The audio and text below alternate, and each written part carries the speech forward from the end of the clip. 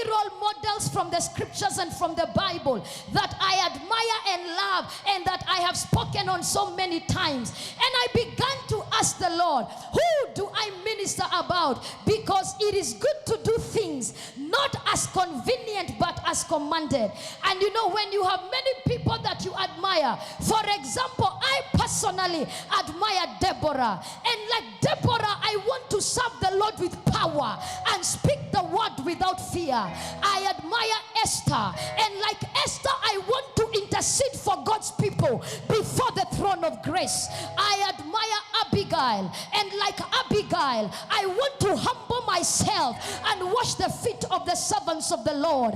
I admire Hannah. And like Hannah, I want to dedicate my children to God. I admire Priscilla. And like Priscilla, I want to explain the ways of the Lord more perfectly to those who are seeking. I admire Lydia. And like Lydia, I want to be a worshiper of God. And I want to open my home to the ministers of God. I admire the Shunammite woman. And like the Shunammite woman, I want to trust the Lord in adversity.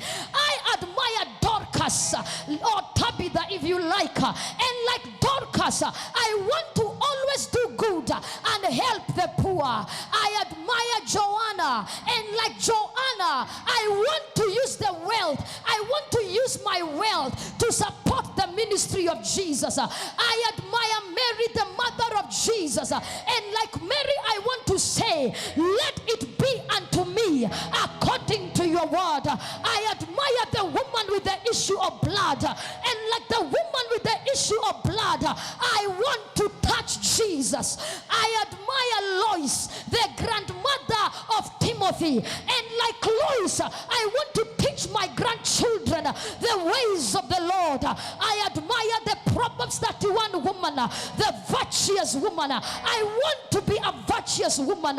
You know, I believe the definition of a woman.